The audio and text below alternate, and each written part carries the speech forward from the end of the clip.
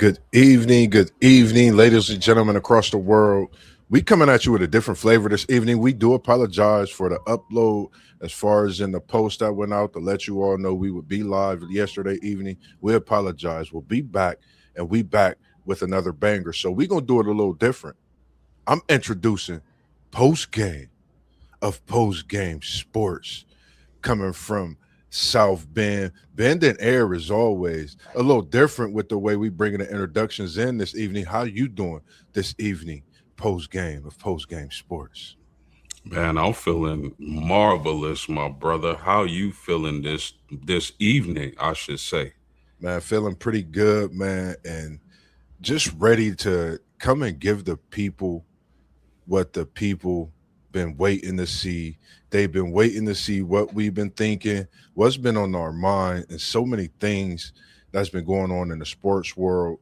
And another weekend and a week that it was of great sports all across the world. But this week, we talking part 5 of What If Wednesdays. And with this series, I did it a little different. I didn't take it back in time, but I brought it up to speed with the times that's going on today. And I just brought up 3 players that I feel has been talked about so much, throughout these last few years in the NBA. Anything you want to say to the people before we get started this evening, Post? Yeah, man. I thought you was gonna let me introduce you, man. Yes, Anyway, sir. ladies and gentlemen, this dude, Mossburgh of Level Up Sports 10. What it do, brother? Feeling pretty good, man. Feeling pretty good. How about yourself? And I'm gonna let you take the mic as we doing what we do. It's called a co-host this evening. I'm doing pretty good. Feeling great. It's been a rainy day here in the city, but now it's settled down and it is very chill this evening.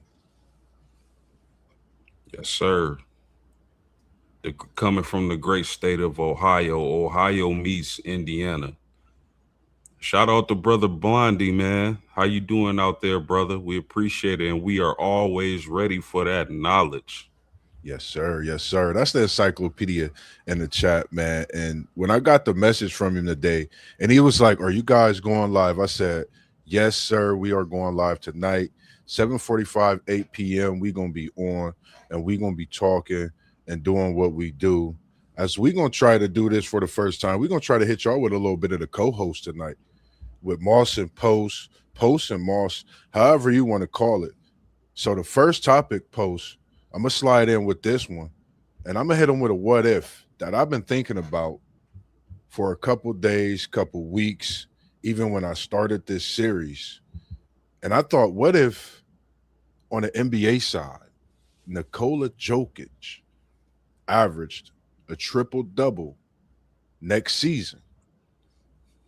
This is a big deal, and I'll elaborate more on that. But what is your thoughts on if he averages a triple double next season, coming off 2 straight? I mean, it will be an incredible feat because I think the only player with three is Russell Westbrook. And if he's able to do that, it would be incredible. Now, what's up, Pop? Now, with me personally, it's a guy on Twitter or X as they call it now, who says that this era of NBA basketball is the stat porn era, which means it's very easy to accumulate like eye popping stats more so than it was back maybe when we were coming up watching the game and even before that. So, why a triple double is impressive, and I salute the Joker for that. Yeah. You know, a center averaging a triple double with points, rebounds, and assists is crazy work. You know, I still don't think I can put him above guys like Kareem Abdul-Jabbar, Shaquille O'Neal, Bill Russell, Hakeem Olajuwon, guys like that, because I feel like if they were in this era, they would dominate just as much, as not even more. I agree. And for me, when I had thought about this, what if I had really looked into his career? He's been in the league 10, 11 years. And the one thing that really popped my eye, out of him doing this, courageous feat, I'm going to call it, because of for him being his height, 7 feet.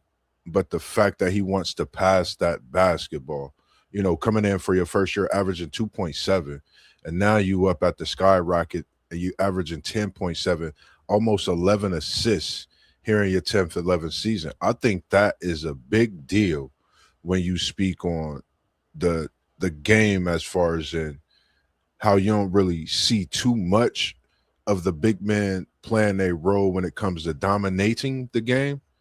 But I'm gonna say this here: if we really look at the Joker, Nikola Jokic, he's really been dominating the game in the last few years with his feet. And I think it'll be something to talk about. I think we had to put a lot more respect on his name when we say Russell Westbrook is up here in this category, his Hall of Fame type career, which we all believe he'll be there someday. I think Jokic should get that same level of respect. When I say that, because of him being 7 feet. And these statistics are mind blowing when I really looked at them. As we do have a comment, if you want to go ahead with that one post game, feel free. Okay, our man, brother Blondie in the chat, we appreciate you big time, brother. He said, "Do you know LeBron James is the only player in NBA history with 10K career points, 10K career rebounds, and 10K career assists? That's amazing and not surprising coming from the king." Yes, sir. Yes, sir. That, I think we would call that a triple double, a 10K triple double. For me, that's, I would say, just watching a game of basketball, 10,000 career rebounds, assists, points. That's not something you just walk in and do without no training, without no work put in. So for me, I think it's definitely awesome. And Jimmy Jam, Brother Blondie, Mr. Encyclopedia, you got as many names as T1. We greatly appreciate all those great things and the knowledge that you drop when you come in on the show with us all the time. And I appreciate you for inboxing me and double tapping to check and make sure we was going to be on as well. And speaking of players in the category of Nicola, LeBron, when you talk about greats, the next one that could do what they do best. I've been watching these playoffs as yourself posts.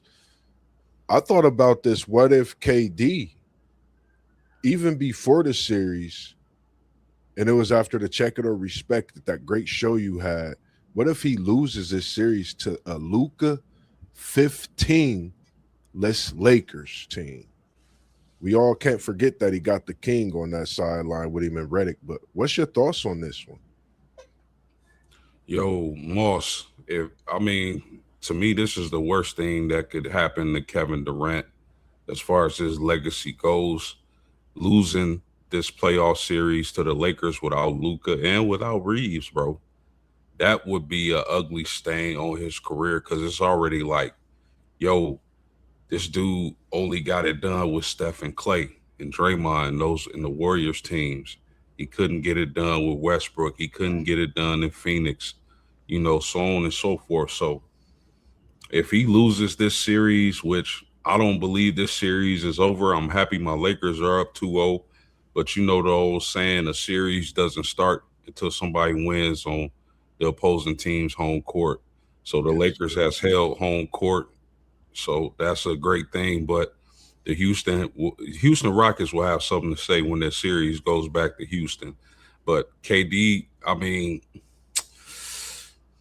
a lot of people are going to say overrated, man. I hate to say that because I'm a huge KD fan. I love his game, but if you can't get it done against a 41-year-old LeBron James, and again a Laker team without Luca, without Reeves, that's going to be a bad look, man, and people are going to get on you for it. So maybe they can turn it around. I don't know.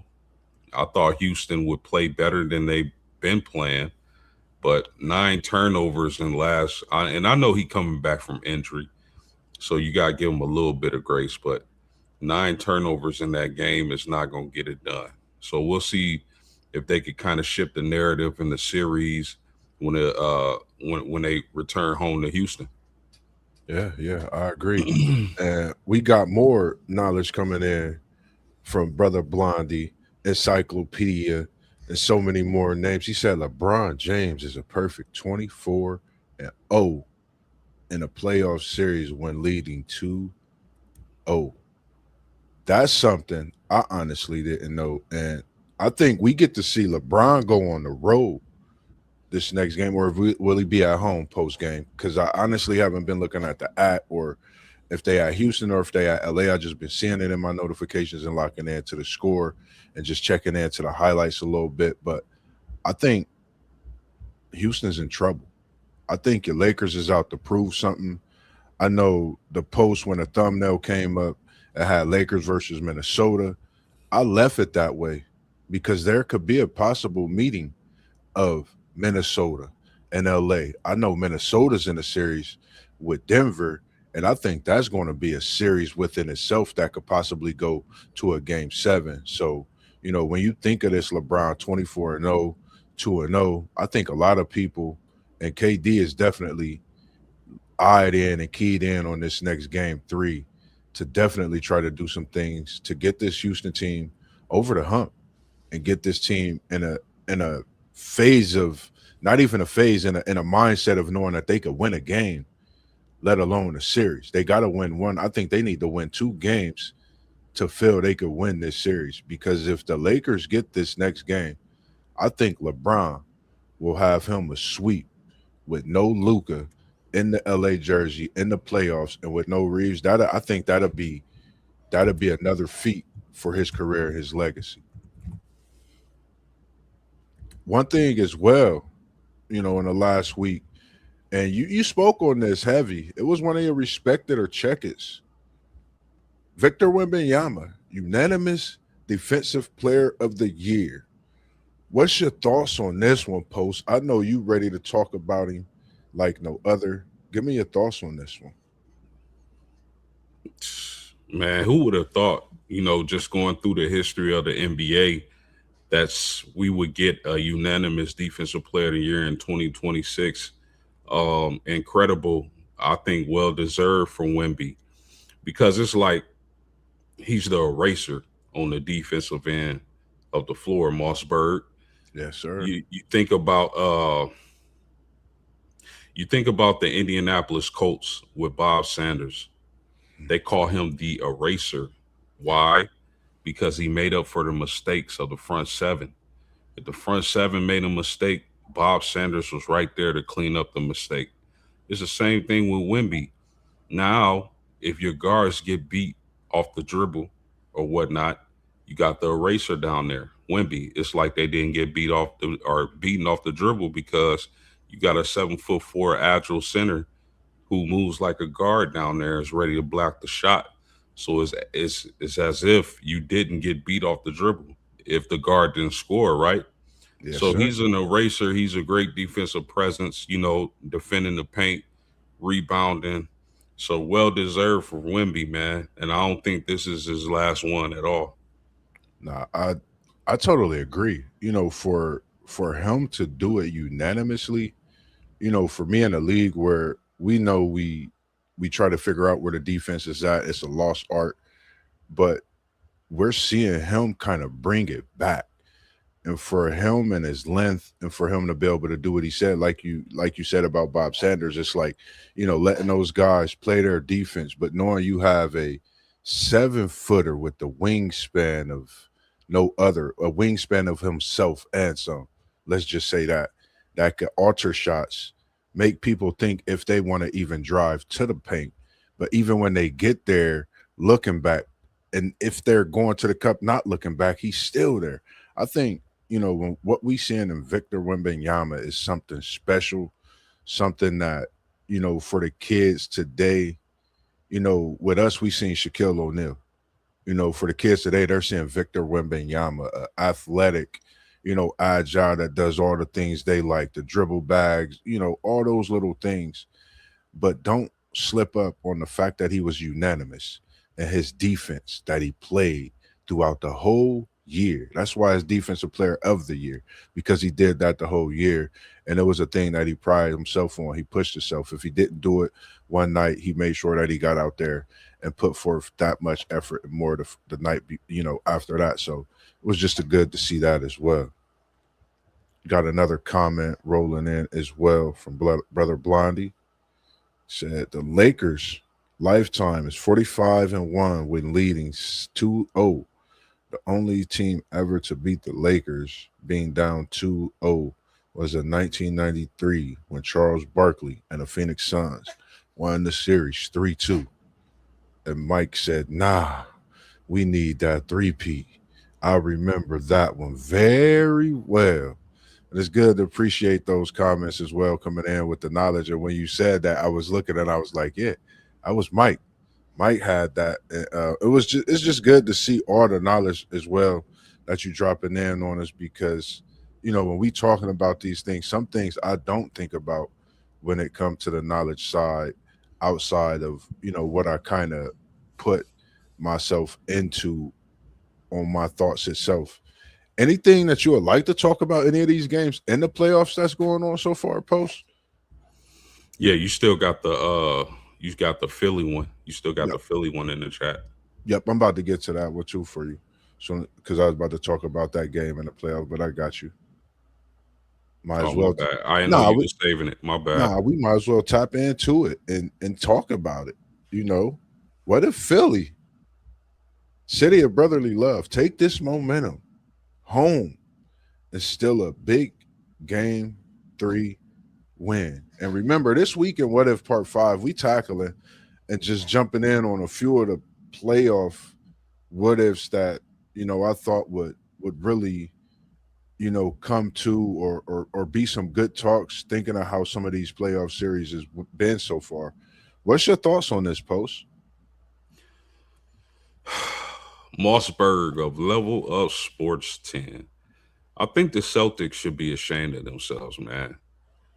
Remember, we had a Respect It or Check It episode where I asked if the Celtics will go undefeated in the Eastern Conference. That obviously is not going to happen. Yes, sir. I just think they're too good. They're too well. They're well coached. They got huge wings, which I love teams constructed like that. Uh, they got really good role players, rim protection. I think that uh, I think that the Boston Celtics should have swept the Philadelphia 76ers. And that's not to say Philly doesn't Philly surprised me with Eshcom and Maxi playing the way they played. I mean, they were on fire, and I was Yeah. surprised by those young fellas getting the job done without Joel Embiid in the lineup, obviously. But I just feel like Tatum and those guys, man, they should have been able to sweep the 76ers, and they better hope that they get the job done game 3 for sure. Because if Yeah, Philly wins game 3, all bets are off, and anything can happen in this series at that point. So man. that's my thoughts on that, Moss. What you Yeah, got? man. I'm over here. When I say I know Unc, whatever he eating tonight at WTP for life, he is enjoying himself going into this game 3 being tied 1-1 with the Boston Celtics. I felt the same way you did, even though I felt this Philly team could be dangerous against Boston because of the fact not knowing Joel Embiid's health, not knowing what you're really gonna get, and seeing the way Tatum and Brown has been playing since Tatum's return. Been playing spectacular. You could pick and choose who you would really say is MVP out of that team right now with Boston. But this Philly team, the Citterly Brotherly Love, the brothers, Tyrese, as we talking about VJ, the rookie himself, poster boy, 30 and 10. And then you got Paul George out there looking like himself, dropping in 19 points. And when you get that and you mix that with a healthy Embiid, I think this is the series out the East that just might go 7. And if the Philadelphia 76ers could get game 3, I'm going to say it goes 7 in this series, because I don't think Boston's just going to lay down and let them win it. But I think that's going to push that momentum to possibly win the series. But I could definitely see a game 7. And boy, I tell you, if VJ Edgecombe stays on a heater like this, I might just take Philly in 6 post game. Because this boy is special. I've been watching him play, and he's one of my young guys too. So it's just good to see what he's doing and bringing the city over in Philly, knowing what they've been through in the playoffs. A big win like that, come home, celebrate, and push forward towards this big game 3 coming up as well this week.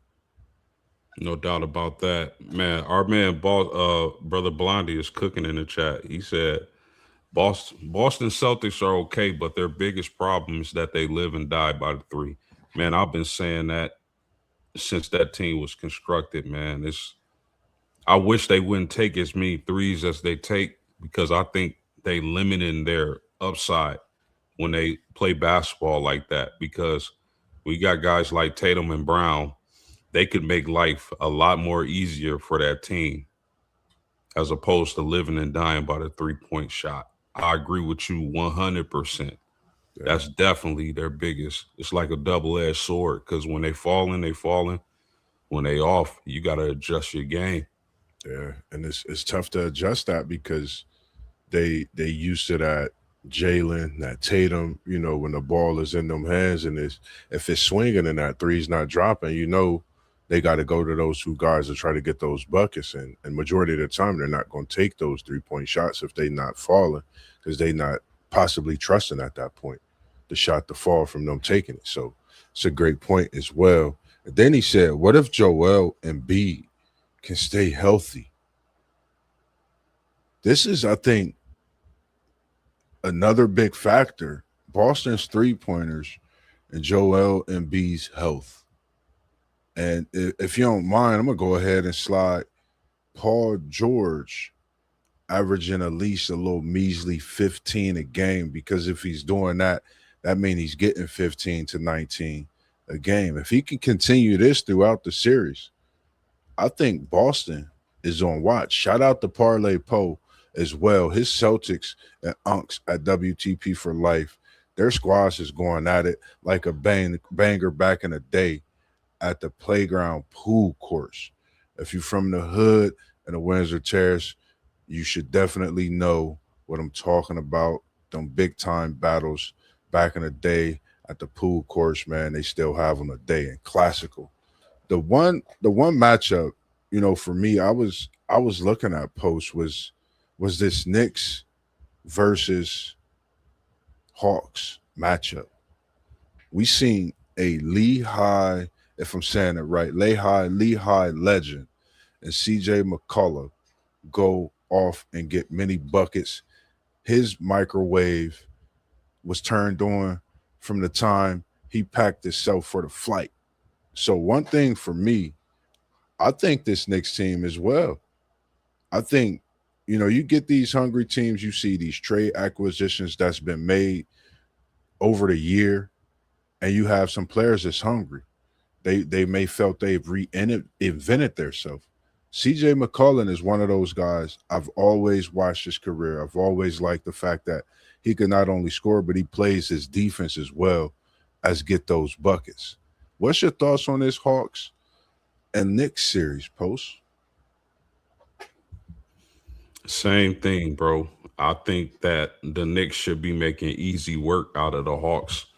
I think the Hawks are a young and upcoming team. They'll be a factor for years to come as those young players continue to grow.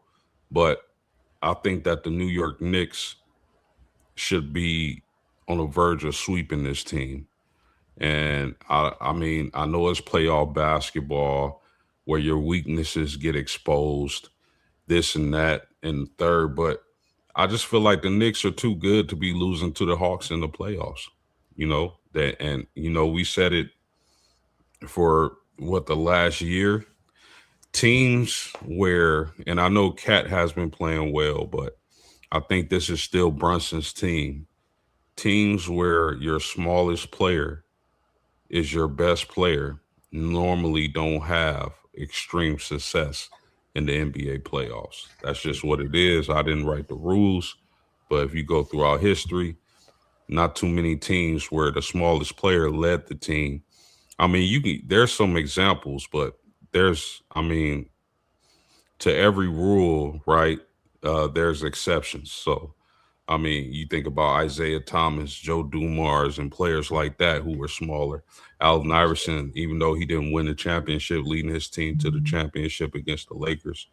There's always the exception to the rule, but for the most part, it doesn't work. Gotcha. And we got another comment coming in from Brother Blondie as well. He said the Knicks have a huge problem. Carl Anthony Towns shoot too many threes when he can easily post up against Atlanta. Man, I'm a big fan of guys that play, for Kentucky, respecting them and what they do. And, Carl Anthony Towns is one. I totally agree with you on this. Sometimes I don't understand why he just drop to that box, put that body on him and do diligent work down low, because he's a man down low. And I mean, I understand he could shoot the three.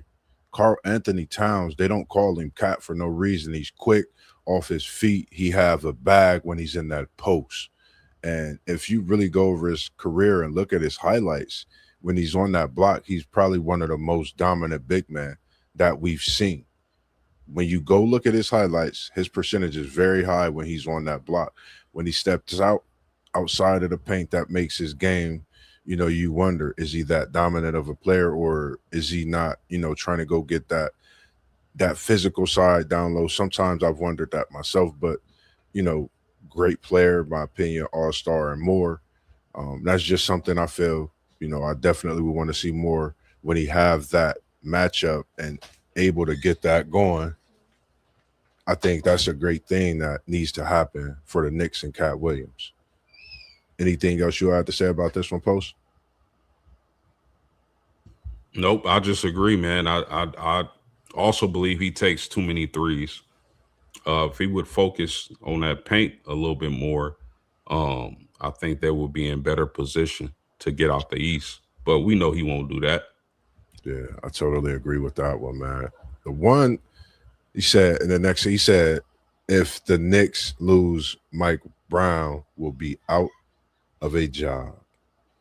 And if the Knicks lose this series, he might be out that job before he get to the locker room. I think if the Knicks lose this series, I think he not only loses his job, I think that whole team breaks up. I'm talking a whole offseason overhaul.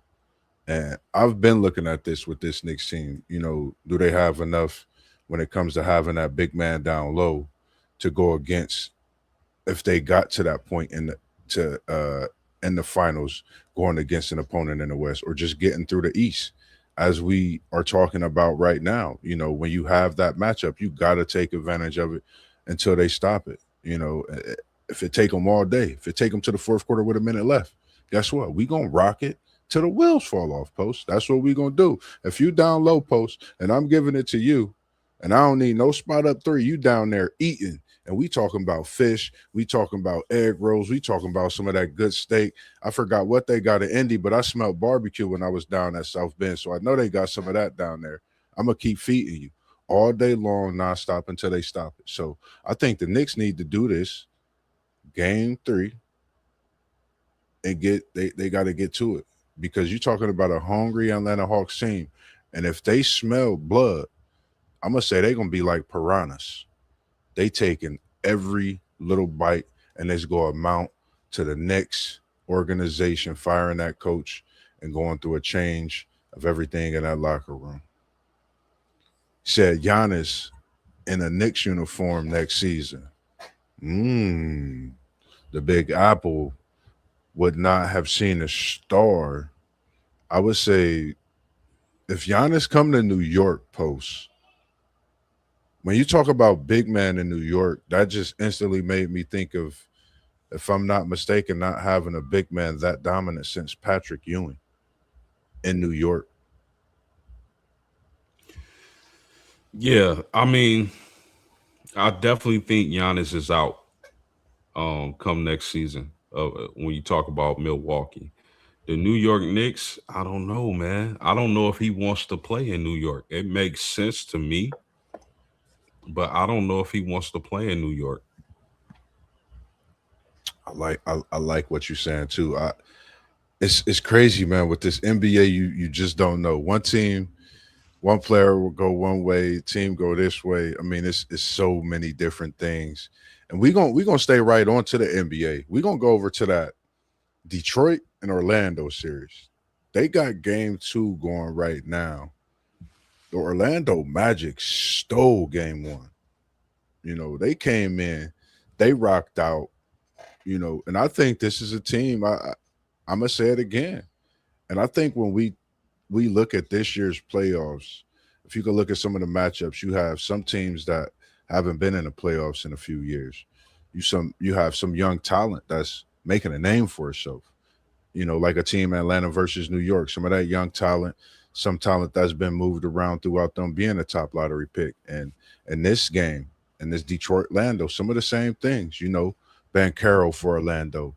You have Black for Orlando. You have a couple young studs that could really change this series. And I think for Detroit, me being a big Cade fan, I know he's just coming back, getting his legs up under him, things like that. But I think they have to get to it. I know it's been 13 big years.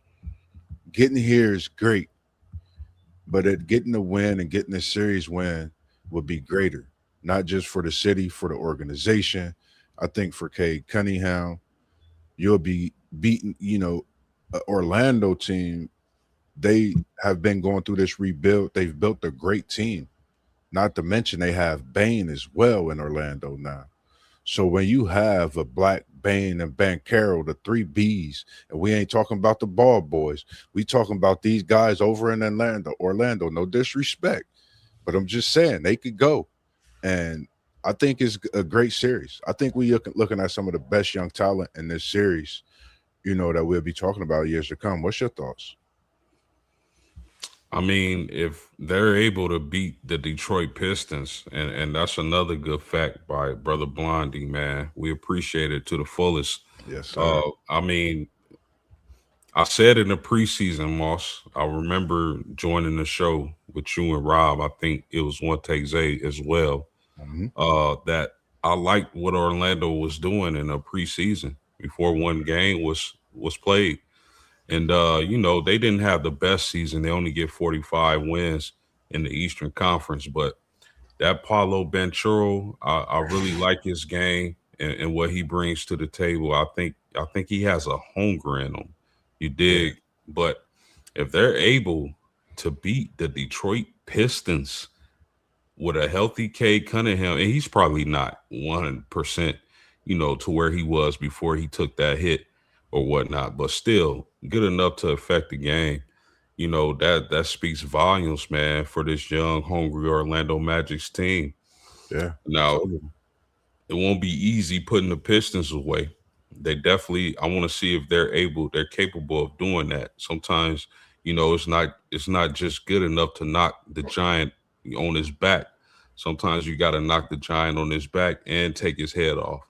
Yeah, Uh, so I'll be interested to see if the Orlando Magics can do that, man. yeah, I agree. Now, one series that's we started off. We spoke on him earlier in the show. Defensive Player of the Year, unanimous. Victor Wembanyama. We're gonna talk about this series a little bit, not a lot, a little bit, real quick. That's Spurs versus Portland Trail Blazers. I think this is a interesting but intriguing series with the health of Wembanyama. It was a concussion. You got to go through the protocol. Will he play in game 3? It's going to be so many questions to be answered. I think not in just game 3, but I think moving forward in this series. How healthy is he? Can he take these type of hits? This is his first playoff appearance, his first playoff series. That was his second game, NBA playoffs. Concussion. We talk about the physical nature of the NBA post. Holla at me. I'm coming all the way to South Bend. I'm coming to your doorstep. I want the works with this one. Talk to me about this. Spurs Blazers. Scoot Henderson was balling. Scoot Henderson was balling, and I think I, I I was happy to see Scoot play like that because early on when he first got to the league, a lot of people weren't impressed with Scoot, and I think he's turned it around. So Yeah, I'm happy to see that from that young man. As far as the Spurs go in this series, man, those guards got to hold it down until Wemby is able to play. I don't know how long he'll be out.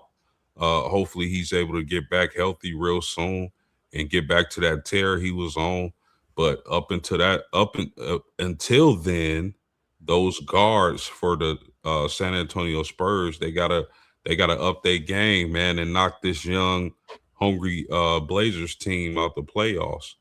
yeah. Because it would really suck big time, Moss, if the San Antonio Spurs went home in round one, seeing as though I think they can give a team like the Thunder a lot of trouble. Yeah, Maybe even the Nuggets if the Nuggets are able to advance past the T Wolves. So that would really suck as an NBA fan. man. I totally agree. And like you said, man, shout out to Scoot Henderson. For the Spurs, shout out to Keldon Johnson, 6 man player of the year. And a fun fact with this one, when you talk about the Spurs and you talk about 6 man posts, Keldon Johnson holds the most points as a 6 man for the Spurs, and they had a Hall of Famer and Manu, who made the Euro step famous. Like that shows what type of team that Pop has built from way back when he first came to this organization, and to still see it going. And when it's a successful team in San Antonio, you see them getting 6 man awards. And when they do that, it propels into a championship. Let's not forget that when Manu got his, what it prepared the Spurs into the following season, what they did that season as well in those feats. So it's just good to see that. And shout out to Dame Lillard, as we call him, Dame Time, coming home over, not home, but coming to Portland, back where it started. I think when we see the success of Scoop, we got to pat Dame on the back because I think his teachings as well and them late night talks with Scoot Henderson, but we seeing a product of what Scoot can be. Like you said, when he came in, how people talked about him. I thought he was a great player. I just felt that he was on a young team and he's out there doing his best to keep that organization flowing. And now we seeing with them being in the playoffs, a Portland team that we just don't know. I think if you think about Portland back when they had Steve Smith, Sabonis, Scottie Pippen, Damon Stoudemire, Rasheed Wallace. I mean, this Portland team can get some things built and have different pieces and be a team put together in similar ways, having that shooter, that big man, that guard, that scorer. So I think this is a young team. And I remember a lot of people talking about them not getting ready fast. But we got to look. This has been a year turnaround since Dame came. And guess what? Portland's in the playoffs now. So I think this is something that's good for the organization as well as this young team. And I think it's more to come in the years to come. Scoop getting him another guy over there with, I forget the one guy's name at V who got a 30-point game in game one, then Scoop getting one and a steal in game two. I think that's big. We got another comment in here. He said Wemby needs to add more pounds in order for the Spurs to win it all. Yeah, Totally he said agree. he need that body armor, man.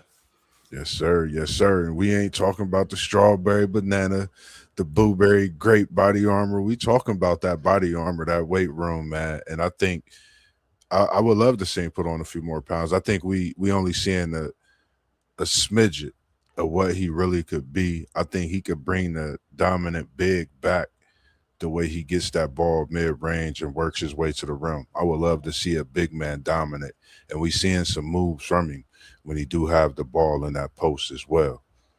The the next game that I want to step into real quick. I don't think it's going be much of a series post. I'm gonna mention it. OKC Phoenix, It's a wrap.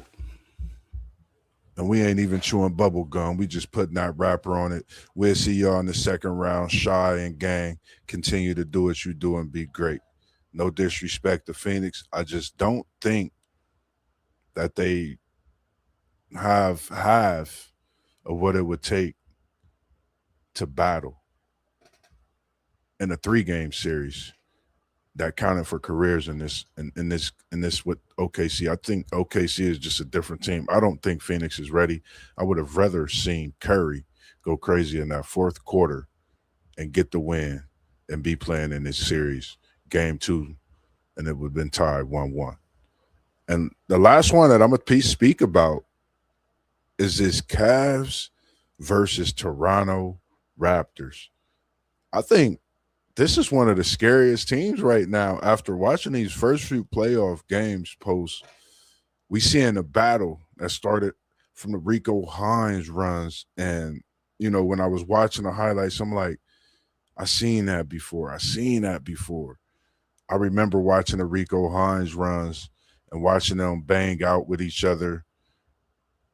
Man, Harden getting the best of him right now. What's your thoughts on Harden versus Scotty Barnes, Cavs versus Raptors? Cavs got a Harden, Mobley, Mitchell. They a problem. They up 2-0 right now in they series. What's your thoughts on this one? It's a wrap. Man, It's a wrap. Listen, I thought highly, a little bit higher of the Toronto Raptors coming into the season. I thought, the way they were constructed, I liked it a lot. A lot of versatile forwards, some length, some matchup problems. I just don't think they've been able to put it together. But I like them a lot coming into the season. Not so much now, but I mean Cleveland with that Harden and what's my man name? The Spider and Harden. That backcourt is kind of lethal, bro. And yeah, Mobley doing his thing. So I mean, I like this Cavs team, man. I think they can go as far as they want to go. I think they ended the season.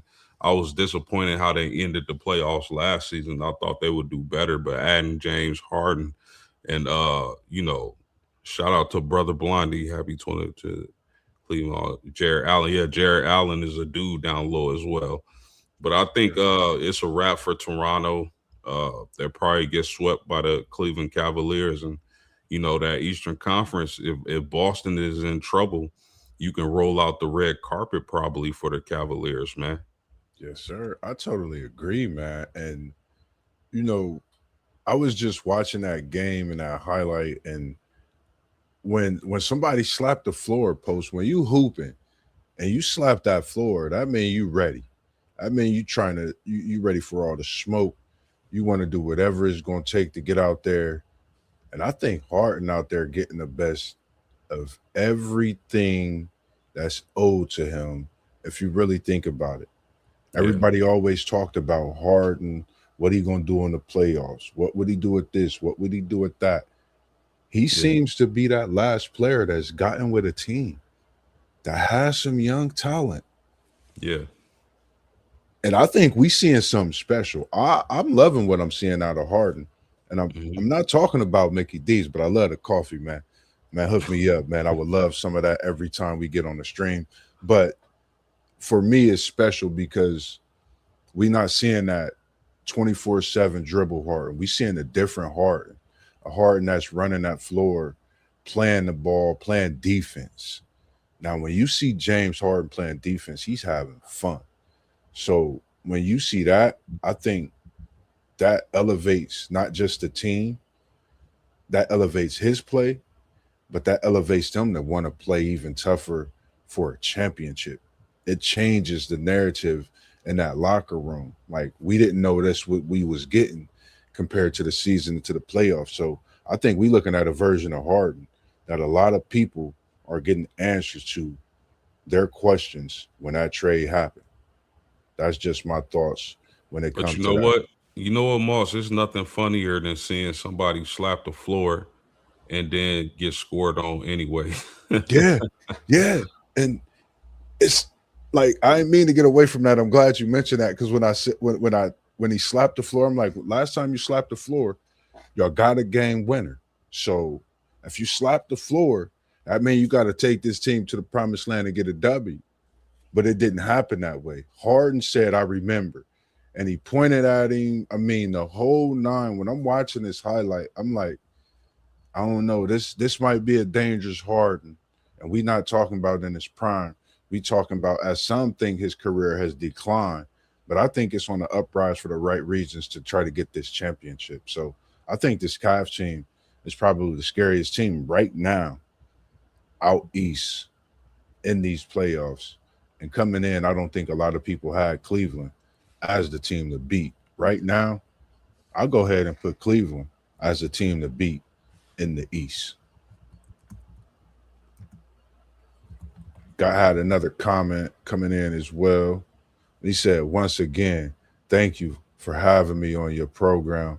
Man, you know, any day of the week, you can jump on this program. We'll pop your screen in here with us any day of the week. We not gonna hold y'all. We got y'all with football. And he absolutely right. Giannis Giannis does prefer to go to New York. You absolutely right about that, my man. Oh, so it did. So he did say he preferred to go to I New thought York. he didn't, Oh, but wow. but he's correct. He does. He will go to New York. So that's interesting. With that being said, because I did look at some things and I know it's changed over the months. Then, if the Knicks lose this series, everything goes. Giannis comes in and they build around Giannis. Do they get rid of Brunson? You know, they say he's the king of New York. It's just so many answers, so many questions that would need answers. And I'm saying immediately, if New York lose that series for sure. Yeah, that'd be really interesting to see how they construct that roster. If they're able to get Giannis, how they construct that roster around him, who's going, who's staying, who they picking up, whatever the case may be. Yeah, for sure. Moss, I know you're a Bengals fan, so let me ask you this, man, because uh your Bengals had the 10th pick, right? Yes, They sir. trade that 10th pick to the Giants and they get Dexter Lawrence in return. How do you feel about that, my man? You know the crazy thing for me was it's weird. I was excited. When I say I was more excited, because you know I pay attention to a lot of the linemen. He get to reunite with his brother Miles Murphy, straight out of Clemson. I think this is something that was needed. You know, when we made our Super Bowl run back in 2022, you know, we had guys like this on our defensive front. We made those transactions in that offseason during that period, you know, throughout the draft process into the free agency and opening week. I think this is a testament into what Cincinnati wants to do this season. You know, I looked at it 5 years later. Let's go back to Sophie. Let's go back. Let's get us a title this time in LA. You know, let's go back and be there, you know, with some growth. And I think having Lawrence solidifies a lot of things on the defensive side of football. I think we know he didn't have the best season last year in New York. Everybody's seen that. Everybody's going to question why is he in Cincinnati? Why did they trade that 10th pick? You go give me a person right now in this draft that could be Dexter Lawrence right now this year. When you find him, let me know. Until then, I love this addition. I think this puts us where we need to be. We can get after the quarterback in multiple ways. This is a veteran coming into a team that needs that on the defensive side. So I love it. And I just can't wait to see what this defensive front looks like this season. Yeah, no doubt about that. I think I hear some people freaking out, and I think it's because they see 10th pick. Oh, I wouldn't have gave up the 10th pick. I thought this was an excellent move by your Cincinnati Bengals, and I tell you why. Not only what you just said, which was an excellent point, there's not going to be another defensive tackle in this draft that's ready to do the things that Dexter Lawrence can provide ASAP Rocky. Yes, And I, sir. I think the thing, I saw a stat where he has the most pressures amongst defensive tackles by a landslide. He got like 120 something. The Yep. closest got 30 or 40. And his win rate against double teams is something people sleep on. This man is getting double teamed at a high clip and is still able to put pressure on the opposing team's quarterback. So Yeah. I love this move by the Cincinnati Bengals. I believe the Cincinnati Bengals are trying to win now. I don't think they have time for a rookie to develop and kind of mature to the player that they need them to be to contribute with a team with Joe Burrow, Jamar Chase, T. Higgins. What's your running back? I forget his name. Chase Brown. Chase Brown. So, they got some weapons and they definitely got an offense who can compete. They just need that defense to step it up. And with Al Golden as defensive coordinator, you definitely need that defensive tackle up front making plays. So I've loved this trade. I know people see 10th pick and say, oh, I wouldn't have did that. That's Yeah. too man. Listen, Dexter Lawrence is a dude and he gonna prove it. Guaranteed, guaranteed, man. I believe it. Let's uh let's talk a little college basketball on the women's side, bro. Yes, sir. Yes, Audi sir. Crooks, Audi Crooks, Mossburgh to Oklahoma State for 1.4 milli. What's your thoughts on that pickup and that transfer decision? Man, that's 1.4. That's a WNBA contract. Post. That's a max contract on a WNBA level. I think this is big business. I think, the one thing I looked at is what made her go to Oklahoma State. You know, is it the workout that she's going to get? I think we about to see a different Audi. I think, for me, I know what she came into the season up against. When everybody speak about her weight, I think she's actually going to do what's needed. I think she's already been getting that work in. I think this is another reason she came to Oklahoma State. They lost twice against them during the regular season last year, but she still played well. I think she could get with this team that was fourth in the Big 12. I think they could get up to second, possibly first in the Big 12 this coming season. We just don't know. But I think this is a big deal, with her going to Oklahoma State. 1.4 million, that's a lot of money. You know, when you think of it, you think of WNBA players getting a max deal. And then it always make me think about you could really be a college athlete on the women's side and leave after college into your own career of what you want to do and be well off. But I love it. I can't wait to see her in the Oklahoma State Cowboys uniform. I've been a fan since seeing her play and do these big feats. I think she's special. I think she'll be a talent, and I can't wait to see her once she dropped some of that weight. And I know a lot of people talk about it, but I'm going to be a fan, and I'm going to speak it to existence. They're going to be sweating you, Audi Crooks, here next season because you're going to be a specimen on that women's basketball court for sure. Yeah, when I first heard that she was picking Oklahoma State, I was like, man, why? Like, out of all the programs she could have went to, why go to Oklahoma State? And as time unfolded, I thought this was a great move by Audie Crooks, simply because of the team they've assembled around her. I Yeah, mean, you got Audie Crooks, you got Liv McGill from Florida, who's a top 11 scorer in the nation. You got the number one Division II player, the Division II player of the year going to Oklahoma State. yeah, And you got a top 7 3-point shooter surrounded by Audie Crooks. So uh, I love what Oklahoma State is doing. I think they're going to be a force. I think Audie is going to have a huge year. I would like to see her work on that defense, get some more rebounds, or be more dominant be a more dominant rebounder because we all know that one on one in that post, nobody's stopping that young lady. So I just want to see her, put more effort in on the defensive side of the ball and become a more dominant rebounder. And I think OK State is going to be ready to go. That's a team to watch for the upcoming season for sure. Yes, sir. Yes, sir. I agree with you. And when you think of McGill, I've seen that late. I forgot to mention her name. Just thinking about Audie and how much of a fan I am of hers. She was one of the guards that I was surprised didn't get recruited like Audi, as far as in seeing them go to a different school. But for them to come to the same school, that also says a lot about the program and what they're looking to build. I'm gonna go ahead, like I mentioned, the possibilities of them being, you know, number two or winning a Big 12. I'm gonna just say Oklahoma State will be number two in a Big 12 this upcoming season.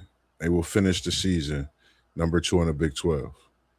Won't be surprised if they go higher because they could win it. You just don't know. I think when you had the inside of Crooks, outside, and then you have a 3-point shooter, like you said, McGill's ability to handle the ball, move, find players, but get her own shot and create her own shot.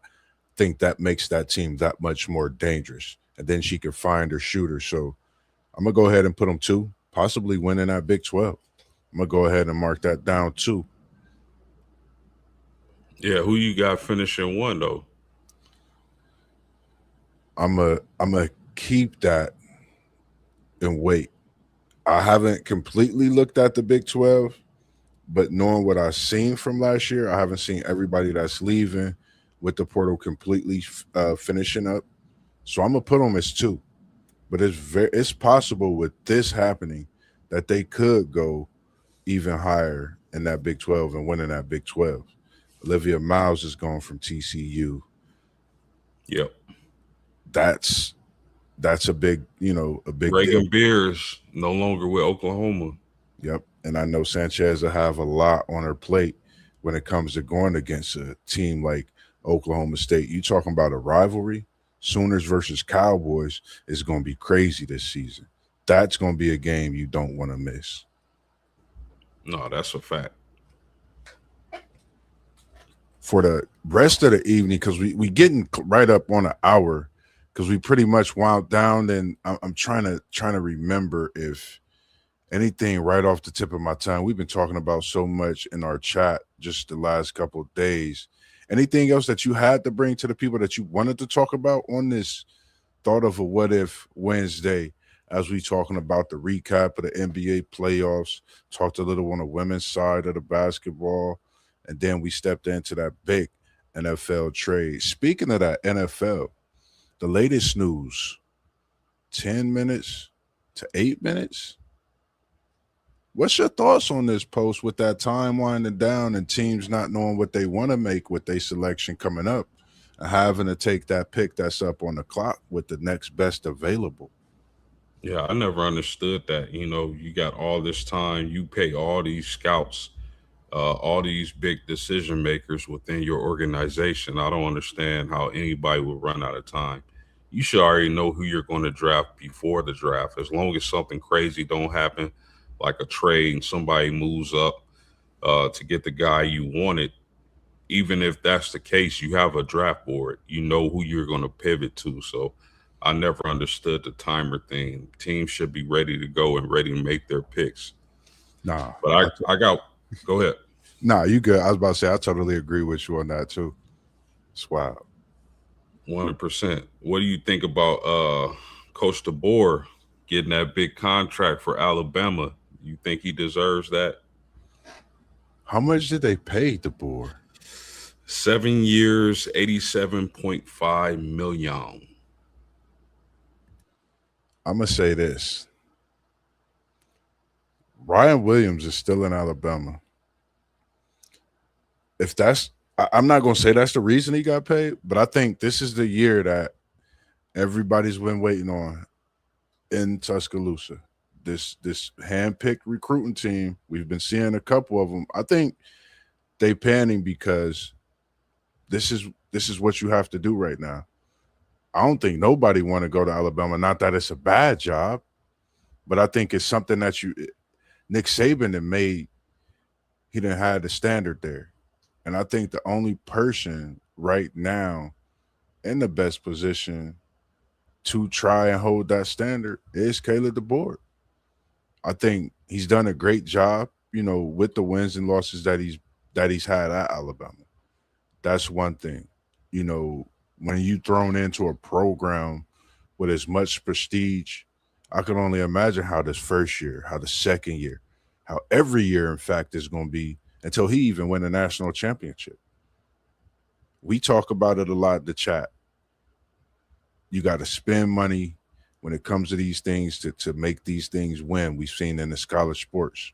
Spending money in this transfer portal has won a team a national championship. We've seen it put teams prestige up. We've seen them go through a successful season and the transportal be friendly to them the following year. So I think this here is Alabama saying, hey, we appreciate what you've done. This is not an easy job. We know you could get the job done. So I think they trusting in him, believing in him. 7 years, 75 million. I like it. I'm gonna say I like it because of my Seminoles won that first week, and what Alabama did the rest of the season. I think the man is paid well, deservingly. Yeah, man. Just it's the fan base I'm worried about because like, what if Alabama starts 0-2? Everybody gonna be calling for that man's job. Yeah, You know, it's Alabama is not an easy place to coach after Nick Saban. So I mean, they were in the playoffs. I don't think they should have been in the playoffs. That's just my opinion. We're not gonna get into that though, but I mean, he did make the playoffs. So yeah, I mean, I think he's deserving, but he better not start off slow because that fan base is gonna go crazy if yes, he sir. does that. Man, they gonna go crazy, and them nose coming first week of the season, so we coming for that 7 years, 75 million. We trying to put an 0-1 stamper to that record to start the season, but I think it's just going to something to keep an eye on. It's been a lot of buyouts over the years if coaches are not successful. In those first few years, we seen a record last year at what over 200 million in buyouts, I believe, which was crazy. He When you actually think got about seven. He actually got 7 years, 87.5 million, bro. That is nuts. Kalen DeBoer, you got to come out do the job. Wear that black hoodie every weekend. Don't wear it the first weekend against Florida State. But nah, I just think it's a big deal, man. I think that says a lot about him. Um, the trust, like I said, that this university has in him, and they feel that he could get the job done. Obviously, they see some great things. He's not sending players to the NFL, not doing a great job as a coach. I think that's something that when we do coach is overlooked. The players that you are getting to the next level, whether it's in life, whether it's at that sport that they're playing, or what you build throughout the years. You might build this player might go build a business. You just never know. So I think that's factor in a lot as well. With that contract, he sent quite a few players, and you'll be seeing some of them get drafted here in a couple days as well. And as we speaking on that, any thoughts about the draft? Because you got somebody called Jeremiah Love straight from South Bend, where you at in your backyard. It's a lot of hollering going on about him in this year's NFL draft. Yeah, it's gonna be interesting, man, because it's like now you hear chatter about him going to Arizona at 3. I think that would be a terrible pick if Arizona took Jeremiah Love at 3. I just think they got, and Tennessee has a lot of needs as well, but I just think like Arizona, like that would be a wasted pick. Yeah. If I'm Jeremiah Love, I'm trying. I'm talking to my agent, doing everything I can for Arizona not to pick me. I think the best spot for him outside of a Kansas City, which is not going to happen, is definitely Tennessee. WTP Sports Dudes Rob team. I think pairing him with the quarterback, I think that's a good start for what Salah wants to do. I know he gonna be on that defensive side of the ball, but they gotta be able to move the ball. And I think with Cam Ward and Jeremiah Love, you'll be off to a good start, potentially cooking with some grease, my man. Yeah, So I like Tennessee at 4, man. I think he goes to Tennessee. I like it. Me personally, that's what I like. I like that pairing with Cam and Love. I think it just goes to show a lot. You know, it answers a lot of things both of them have faced throughout their career. Both of them having that strong family bond, and that ethic being big. And I think what Jeremiah could bring is some security to Cam, knowing he could get that ball to somebody in the backfield. Nothing against the running backs that's there, but these young guys, when they're drafted in these ways, these are some of the things they look at. You know, that's just how it is, and I think it'll fit perfectly. Him in Tennessee, doing great work with Cam, and that defense I think could come right on along. I think they got quite a bit of money out there, as we call it, munyon, cheese, keeping it cheesy as you do. They got quite a bit of them dollars to make something happen. I think when it comes to the free agency as well. So outside of that, I'm just looking at the picks, of course, that my Bengal got second, third, um, fourth, couple sixth round, I think seventh round picks. I think we definitely gonna make some things happen in the draft, and always I'm looking for that fifth or sixth rounder.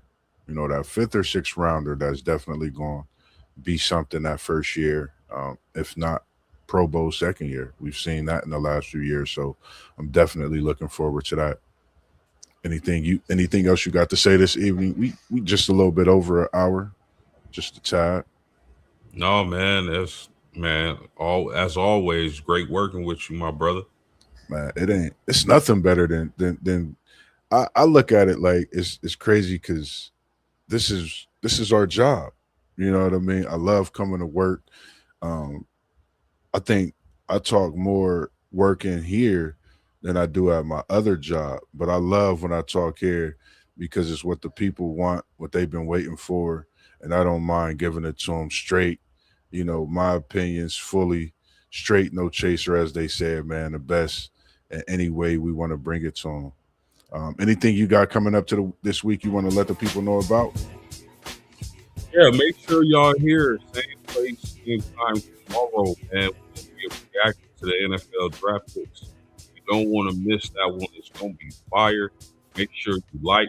Make sure you sub into the channel. Sub up like them giant Subway sandwiches y'all be ordering. Make sure y'all sub to to the sandwiches, to the channels, man. We working. Yes, sir. Yes, sir. Y'all heard it, man. Make sure y'all like, subscribe to everything that's going on.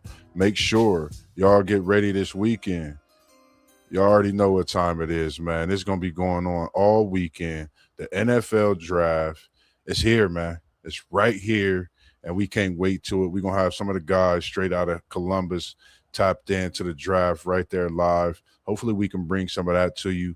We got some things planned for you this weekend for that draft, so make sure you stay locked in. And like Postgame said, like and subscribe to all the channels you see, and reach out to us, DM us. For all those coaches throughout the City League, we're going to be seeing you. We're going to be chopping it up with you, and we're going to be getting some of them conversations with Moss and Post coming soon. The new show. We'll keep y'all tuned in with that, but we're going to try to do a little something different, bring y'all a version of the Moss and Post show coming up in a couple Wednesdays. I'm going to surprise y'all with something. But other than that, man, as we do, we appreciate everyone tuning in this evening from Columbus all the way to South Bend, Bend the Air with Post and that Golden Dome, man. I appreciate you joining me this evening, as we always do, man. Drop bangers to bring the people great thoughts of our own and what we do best. Other than that, we out from the Midwest of the states to the Indiana side. Peace. Have a good evening.